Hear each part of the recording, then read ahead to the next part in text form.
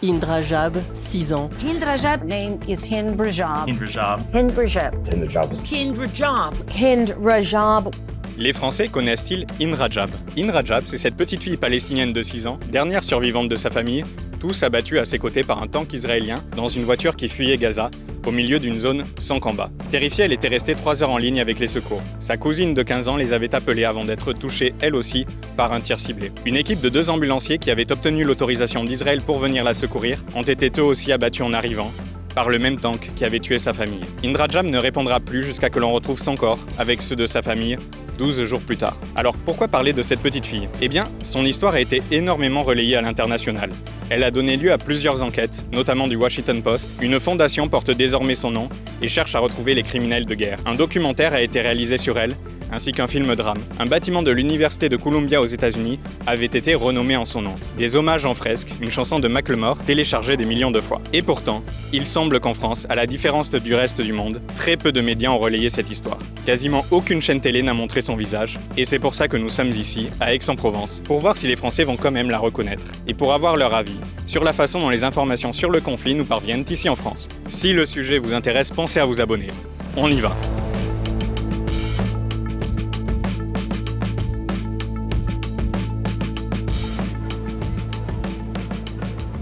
Bonjour, est-ce qu'on peut vous poser une question par rapport à une photo? En fait, vous montrez le visage de quelqu'un et vous me dites si vous avez déjà vu son visage, si vous reconnaissez la personne. Pas du tout. Non. Toujours pas? Si vous reconnaissez le visage de la jeune fille sur ces photos? Parce que normalement c'est quelqu'un de connu. En effet, oui, c'est quelqu'un de plutôt connu. Si vous l'avez déjà vu quelque part, si ça vous dit quelque chose... Non, ça me parle pas. Est-ce que je peux vous poser une question par rapport à une photo? Oui, dites-moi. En fait, je vous montre cette photo et vous allez me dire si vous reconnaissez ce visage, si ça vous dit quelque chose, il y en a 2. Non, pas du tout. Le visage de la fille en question ne vous dit rien du tout? Non. D'accord. Est-ce que vous savez pourquoi je vous pose cette question? Alors, pas du tout, vraiment pas. Vous pouvez les prendre si vous avez déjà vu le visage de cette jeune fille quelque part. Pas du tout. Tu peux voir l'autre photo? Moi ça Oui, me dit tu peux rien, la je l'ai regarder. jamais vu. Enfin genre je l'ai jamais vu, je ne sais pas en fait. Non, jamais vu. Non, ça me dit rien. Ça te dit quelque chose là? Non. Cette photo et ce visage a été énormément relayé dans la presse internationale il y a à peu près 1 an. Cette petite fille, son histoire a beaucoup tourné partout dans le monde, mais pas beaucoup en France. Elle s'appelle Hind Rajab. C'était une réfugiée qui fuyait la guerre à Gaza. Ok. Donc en fait, elle était dans une voiture avec sa famille. Ils étaient 6 membres. Ouais. Elle était avec ses cousins. Ils se sont tous fait tuer, sauf elle, du coup. Cette petite fille qui avait 6 ans a passé un appel avec les secouristes. Elle est restée au téléphone dans la voiture avec tous les membres de sa famille autour d'elle qui avaient été tués. Et elle est restée 3 heures cachée dans la voiture jusqu'à qu'ils interviennent. Et donc en fait, la petite fille était surveillée par un tank israélien sur lequel il y avait une mitrailleuse perchée qui avait tiré sur la voiture. Et au moment où les secouristes sont arrivés, tout le monde était au courant que les secouristes allaient venir pour la récupérer. Un obus volontaire a détruit la voiture des secouristes. On n'a plus de nouvelles pendant plusieurs jours, mais en fait, il s'est avéré qu'elle s'est faite tuer quelques minutes après. D'accord, ouais, c'est très touchant. Du coup, ouais. C'est dommage qu'en France, on n'en parle pas assez. C'est vrai que là, on n'en parle plus du tout, limite du génocide à Gaza. Et il faudrait qu'on en reparle et qu'on diffuse, qu'on boycotte aussi. Le boycott, n'oubliez pas, c'est très important. Et selon vous, pourquoi on en parle très peu en France? Et franchement, déjà par rapport à l'État, je pense, il y a eu beaucoup de soutien pour l'Israël et très peu pour la Palestine. Donc, ouais, pour éviter tout conflit, en fait, même à l'intérieur de la France. Notamment des patrons de grands médias qui sont aussi proches du régime israélien, oui. Exactement, ouais. En Amérique du Sud, sur les chaînes asiatiques, les chaînes arabes, cette histoire a été beaucoup relayée. Il y a notamment eu un documentaire qui a été fait sur elle. Il y a aussi un film dramatique, fictionnel, entre guillemets, qui a été fait par une réalisatrice tunisienne aussi. Okay. Et du coup, son nom, c'est Hind Rajab. Okay. Et voilà, donc ce qui nous intéresse avec cette histoire, c'est de voir si les gens en ont entendu parler et pour quelles raisons. Donc je vous remercie beaucoup. Avec plaisir. En France, les médias en ont très peu parlé, c'est pour ça qu'on cherche à savoir si les gens l'ont déjà vu ou pas, voilà. Ah ouais, bah non, je n'avais pas entendu parler, mais c'est vrai que ça fait bizarre de savoir qu'elle a l'air jeune en plus. Oui, elle avait 6 ans, effectivement. Ça, c'est une reconstitution de la voiture et de toutes les balles que la voiture a reçues alors qu'elle était à l'arrêt. Et donc la voiture s'est fait mitrailler, quoi, en gros.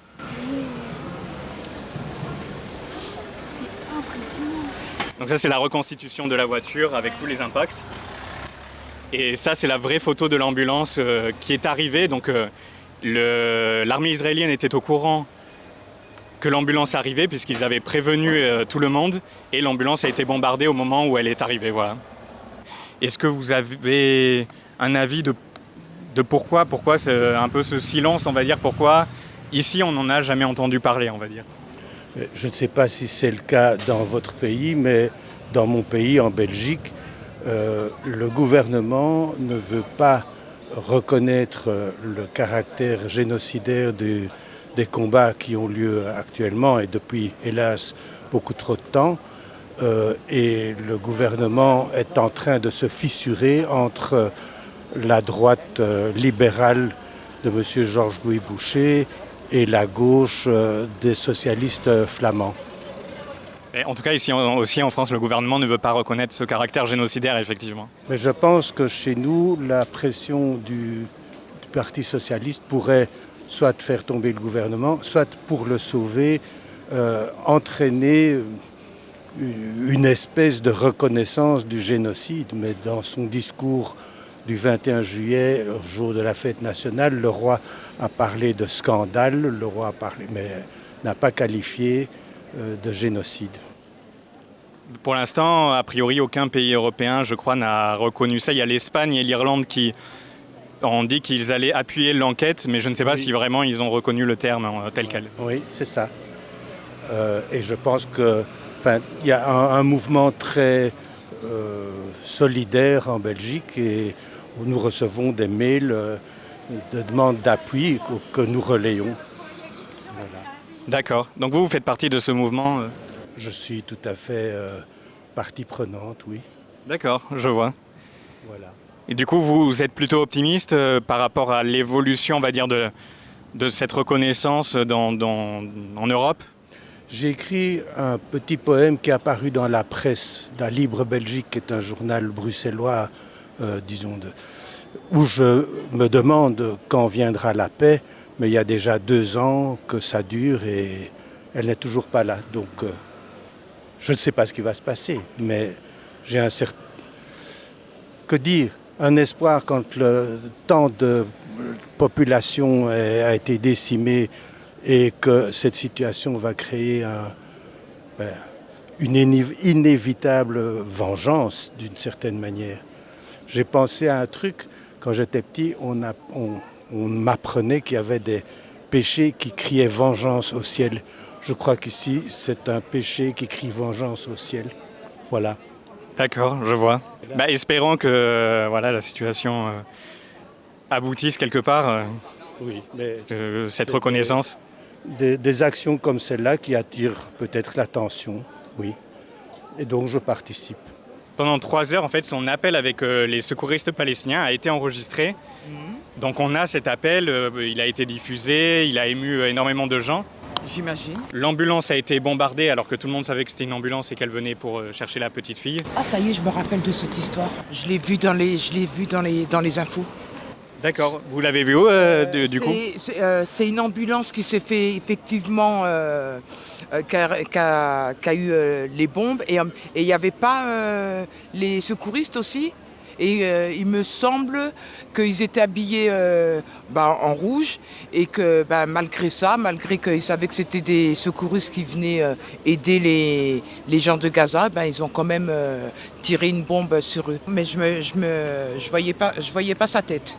Et c'est elle, la pauvre. Donc c'est à la télé que vous l'avez entendu? Je l'ai entendu, aux informations, et il me semble que c'était sur France TV. Et qu'est-ce qu'elle est devenue, cette petite? Du coup, malheureusement, elle s'est faite tuer juste après que les secours soient arrivés. Et c'est son histoire. Aujourd'hui, il y a une ONG qui porte son nom. Il y a une chanson qui a été faite sur elle, qui a été téléchargée des millions de fois. Il y a eu un documentaire, un film réalisé sur elle. Ah ouais? Oui. Et comment il s'appelle Elle s'appelle Hind Rajab. Je peux le noter? Bien sûr. Toute sa famille est morte et en fait c'est restée la seule survivante à l'intérieur de la voiture, donc elle avait 6 ans à ce moment. Elle avait 6 J'ai ans. entendu parler de ça, mais ça remonte à quelques... C'est il y a 1 an à peu près, ouais. voilà. Donc elle s'appelait Hind Rajab et Hind. Hind, ouais. Ah, il y a une association là Exactement, il y a une fondation qui porte son nom maintenant. qui poursuit les criminels de guerre.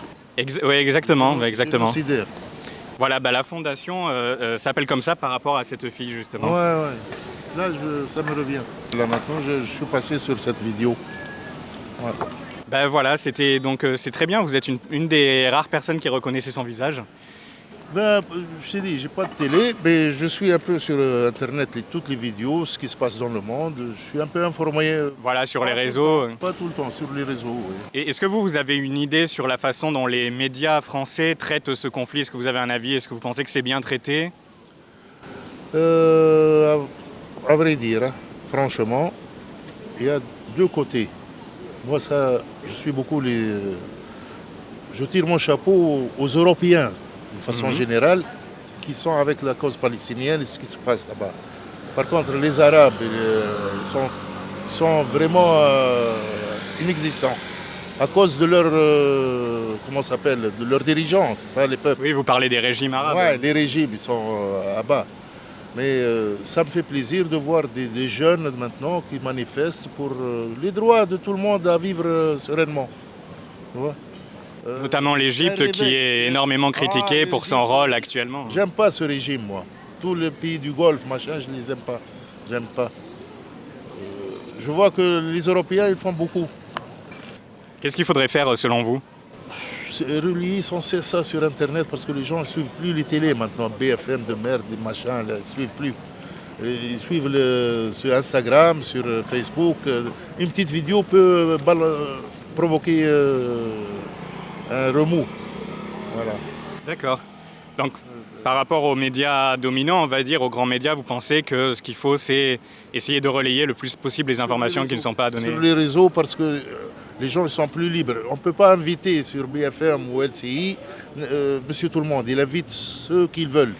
C'est déjà programmé, un courant bien déterminé. Par contre, sur les réseaux, les jeunes peuvent faire... Oui, il y a des milliardaires qui possèdent ces chaînes et qui décident qu'est-ce qui a le droit d'être dit ou pas. Aller sur BFM ou sur LCI, je ne sais pas comment il s'appelle.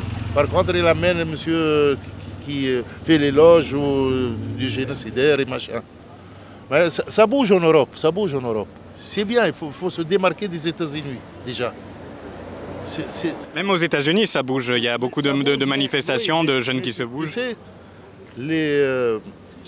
les responsables politiques en Europe, la plupart, ils sont vraiment comme les responsables politiques des États arabes.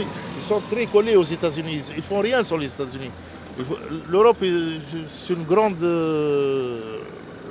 j'allais dire nation, mais c'est une grande culture. Il faut qu'elle se démarque des États-Unis. Les États-Unis, ce sont des Européens qui ont immigré là-bas. Et nous, on voit que l'hégémonie américaine, elle est de trop, là. Ouais, qu'on est en une voie indépendante et plutôt pacifiste, du coup. L'Europe peut peser et dire non à ça, dire non à ça. Il ne faut pas suivre les États-Unis. Voilà, c'est mon avis. Hein.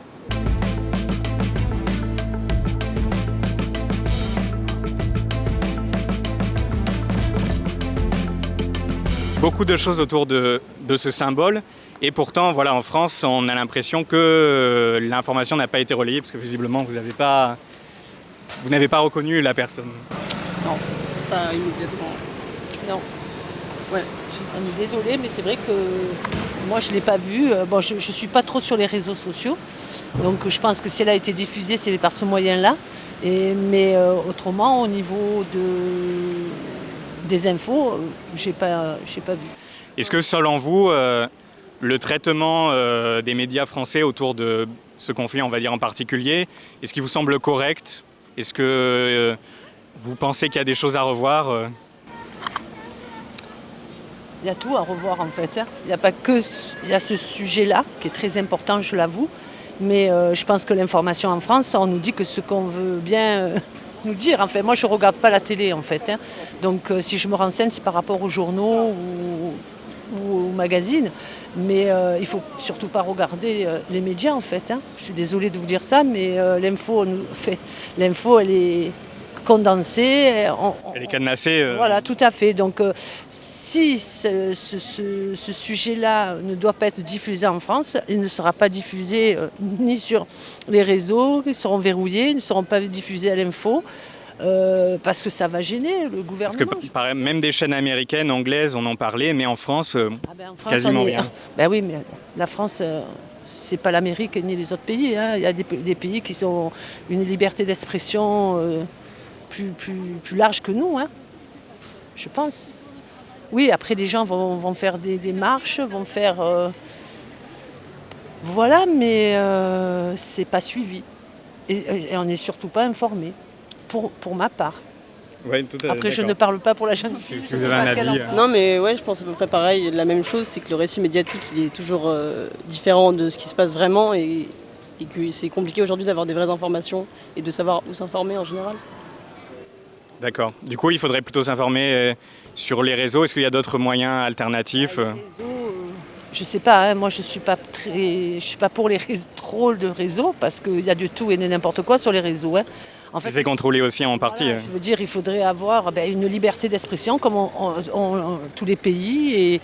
Et bon, après les gens, vous savez comme ça se passe, ils sont d'accord, après ils sont plus d'accord, ils sont, mais quand il faut manifester ou faire quelque chose, il n'y a plus personne. Enfin, moi je parle avec mon vécu et mon expérience, dans n'importe quel domaine.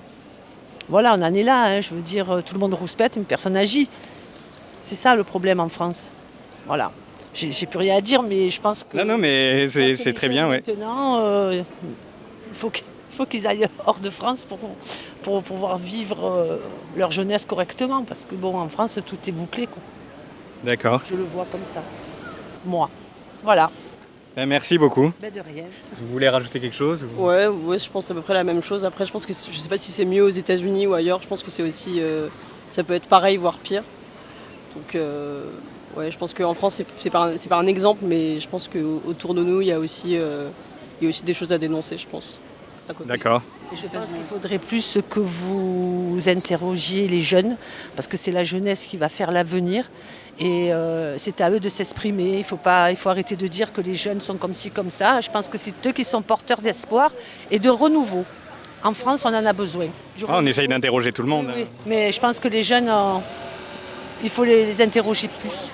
Mais en France, très très peu de médias en ont parlé, à part sur les réseaux, voilà. J'avais entendu, mais vite fait. Et alors ? Est-ce que vous avez une idée de pourquoi les médias en ont peu parlé de cette histoire en France ? Est-ce que vous avez une opinion sur... Non, je sais pas. Franchement, je sais pas. Sur comment les médias français traitent le conflit ? Non, je sais pas. D'accord. Je sais pas. Et la fille s'est faite tuer quelques minutes après, alors que, pareil, tout le monde savait qu'elle était là et que c'était une enfant. Voilà, c'est ça son histoire, en fait. Oui, mais bon, moi, je n'y peux rien, hein, et deux, je n'ai pas entendu parler. Et du coup, ce qui nous intéresse, en fait, avec cette histoire, nous, c'est un peu le lien avec les médias en France et comment les médias en ont parlé, puisque, en tout cas, sur cette histoire particulière, les médias français ont assez peu relayé la chose. Il y a beaucoup de gens qui nous ont dit qu'ils n'avaient jamais entendu parler de ça. Oh si, parce que comme je viens de vous le dire, c'est passé vous l'avez vu en tout cas. Ouais, c'est passé l'avez vu à la télé. Ouais, je l'ai vu à la télé. Alors si les gens ils regardent Vous êtes la première personne qui l'a vu à la télé apparemment. Ouais. Ah bon ? Oui. Quelques personnes l'avaient vu sur les réseaux sociaux, mais personne n'en avait entendu parler à la télé en tout cas. Ah si, moi c'est à la télé. Réseaux sociaux, non, pourtant je suis réseaux sociaux, mais non, je l'ai pas vu. Vous me redonnez le nom de la... Hind, H-I-N-D. H-I-N-D. Et Rajab, R-A-J-A-B. Ok. Et il y a une chanson qui a été faite sur elle, sur exactement. YouTube. Et il y a un film aussi. La chanson c'est Hind... Macklemore, Hind... je crois que c'est Hind's All. La chanson c'est Hind, avec le H au début, et All, parce que les étudiants américains qui avaient occupé leur université avaient renommé le hall de leur université avec son nom, et du coup la chanson a repris le nom du bâtiment, quoi, du coup Hind Hall. D'accord. Et ça c'est un film. Ça c'est une musique, mais il y a aussi un documentaire qui a été réalisé. Je ne sais pas s'il a été traduit en français. Et il y a un film franco-tunisien qui vient de sortir, qui raconte un peu son histoire aussi, ouais. Son histoire, elle doit être prenante. Hein. Et son histoire, si par exemple je vais voir son histoire. Si vous cherchez son nom sur YouTube, vous allez trouver plein de vidéos qui parlent d'elle. Ok, eh ben je vais voir ça. Il y a eu une reconstitution de la voiture dans laquelle elle était, donc avec tous les impacts de balles. Donc ça, c'est vraiment l'enquête qui a été menée autour de sa mort. Ça, c'est la photo de l'ambulance quand elle a été détruite. Voilà, et en fait, très peu de médias français en ont parlé, contrairement aux médias à l'international. Est-ce que vous avez une idée de pourquoi? Est-ce que vous avez un avis dessus? Non, aucune idée. Après, bon, il y a eu tellement de faits que, bon, après, cela n'explique pas l'autre, hein, bien sûr, mais... Est-ce que pour vous, par exemple, sur le conflit entre Israël et la Palestine, il est bien traité dans les médias français? Est-ce que c'est traité de manière correcte ou qu'est-ce que vous en pensez? Je donne pas mon avis là-dessus, personnellement. Je me mêle pas de ça, voilà. J'ai D'accord, mon très avis bien, personnel, après, voilà, c'est tout. D'accord, vous voulez nous le dire ou... Non, c'est pas la peine, mais bon, j'ai mon avis personnel. Enfin, moi, personnellement, je suis pas mal cette cause, je soutiens cette cause à 1000% et j'en ai jamais entendu parler. Pourtant, je suis pas mal les actualités, que ce soit sur Twitter, les réseaux, les articles, tout ça, et pas entendu parler.